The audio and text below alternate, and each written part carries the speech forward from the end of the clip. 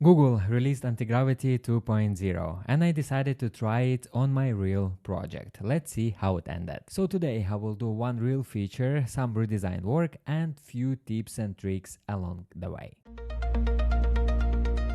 There are already a lot of reviews of Antigravity 2.0, features tour, reaction videos, etc. The marketing demo were 93 agents building an operating system live on stage. None of that helps me. I want to know a few things. Does it ship features I actually need? And what is the workflow that actually works? And by the way, I already had on my channel comparison Antigravity vs Cursor, so if you are interested to see, check that out. So I gave it real work on yieldlense, my Dubai real estate yield calculator. When I was apartment hunting here, I was doing the same math again and again. Purchase price, service charges, expected rent, and what your actual net yield after all these fees nobody advertises. So I built a tool that does it on one screen. It spits out a clean yield report I can actually read. Right now it's a personal tool and I treat it as a pet project. I built it for myself during my apartment hunt. But honestly, I use it enough that I'm starting to think about turning it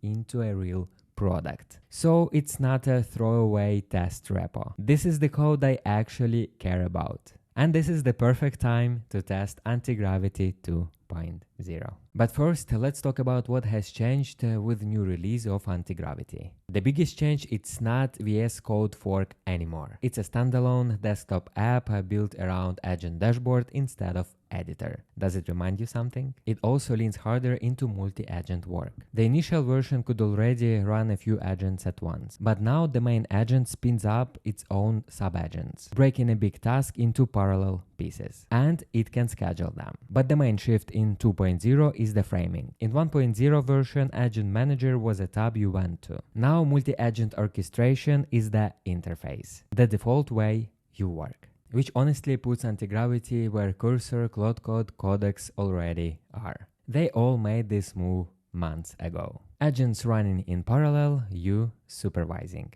So Google is not leading here, they are catching up. Okay, now the build and few tips and tricks to make it work.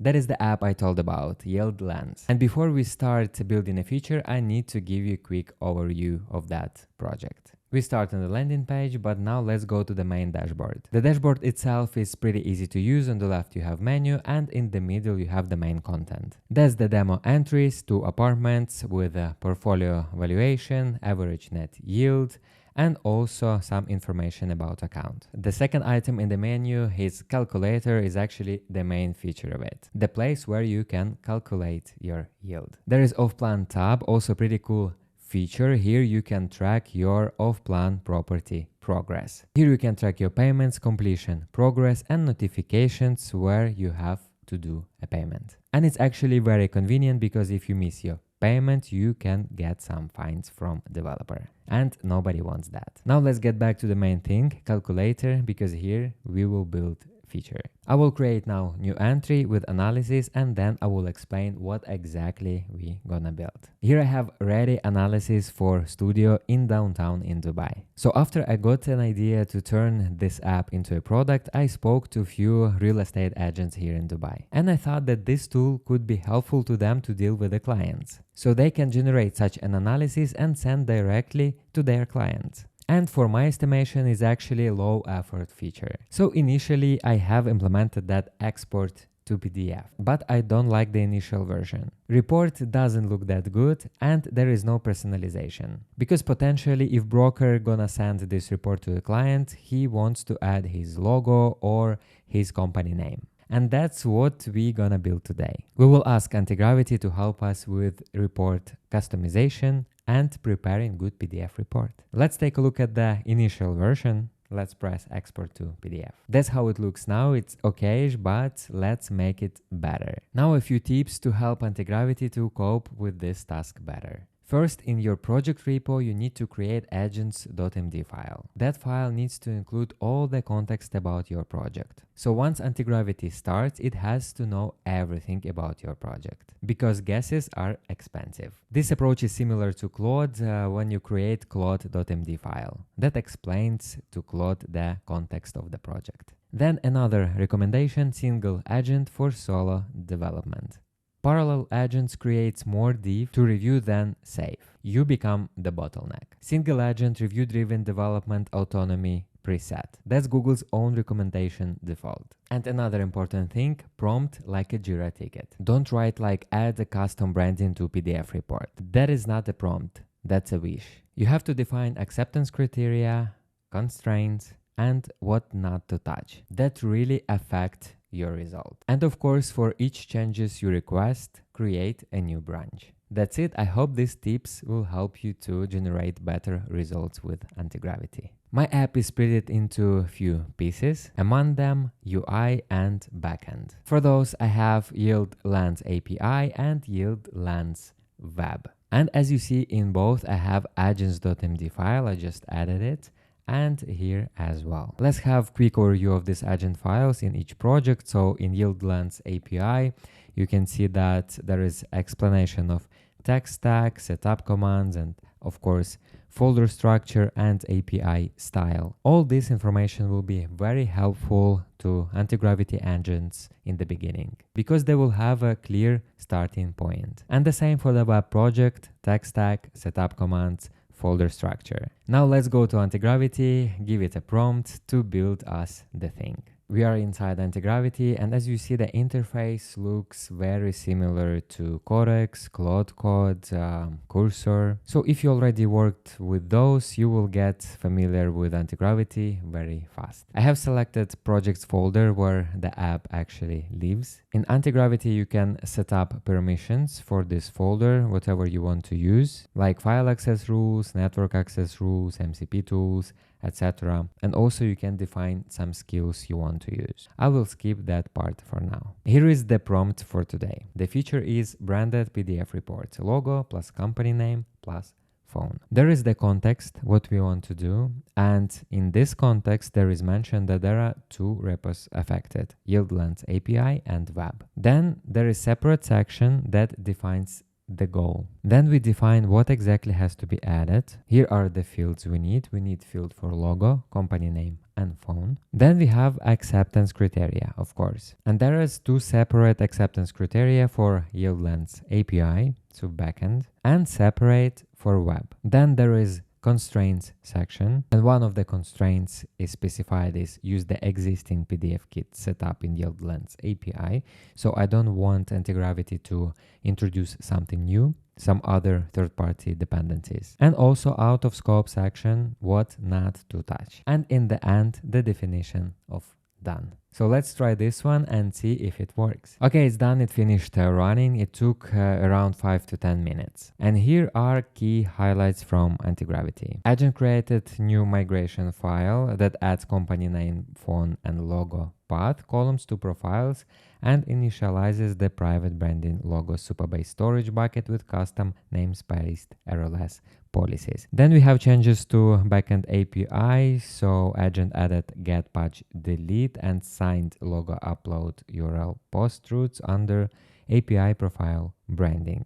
Then refactor to the server-side PDF generator to retrieve the saved branding profile, download cache the logo image as a buffer, and dynamically render a custom header band at the top of each page while shifting all other content down by Y offset. And in frontend, agent implemented a responsive settings customization page at settings branding. We can see that it used standard Shadcn inputs, drag and drop logo selection with client-side size dimension validation, two-step sign upload execution. And also Antigravity generated full walkthrough MD file. Also here we can locate diff, so there are 3 files changed, so we can do review of them. So here we can do full review of them one by one. That's what I'm gonna do after I record this video, because I want to review everything before I merge into main and deploy to prod. Okay, perfect. So now let's test it in browser. Let's test the app now. I'm running it locally. So Antigravity created this interface inside settings branding, but actually I don't see any link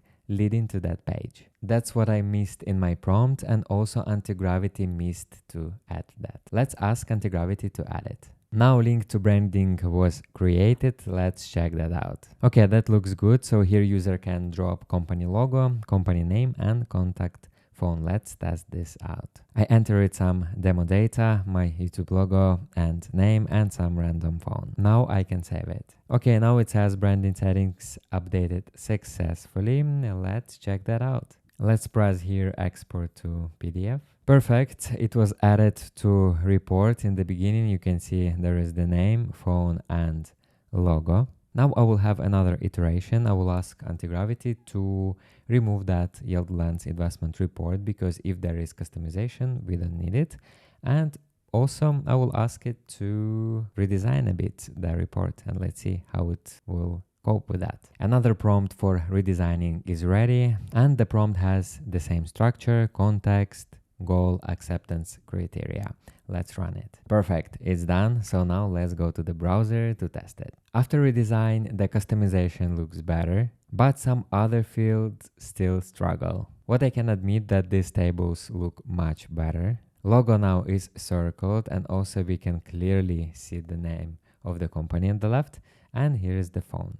Probably I will still have few more iterations just to fix that body part. But tables and customization looks definitely okay. As you see, Antigravity struggles with PDF designs, but it's not the main goal. The main goal that Antigravity implemented the feature I really need. It added a new page where user can drop company logo, company name and phone number, and those will be added to PDF reports. And for that I just hand over to Antigravity project context and just one prompt. And on another iteration regarding design, it struggled a bit. But I believe with another iterations that will be fixed. And you will have a chance to test it whether I succeed with that. Just go to the link yieldlense.tech and check that out. In general, I can say that Antigravity coped good with this task. Let me know in the comments how it goes for you if you use Antigravity. I'm really curious to know your experience, because personally I'm more stick to Claude. I don't use Antigravity day to day. And actually now all these coding tools looks very similar. I had a feeling like I'm still in Claude.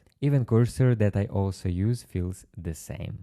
So I'm really wondering to know real experience from the users of Antigravity and the feeling of 2.0 release. What is the actual impact on your work? Looking forward for your comments. I hope this video was helpful. If yes, please hit that like button and subscribe to the channel. That helps a lot. That's it for today. Thank you for watching and see you in a week. And I'm off to fix my PDF reports.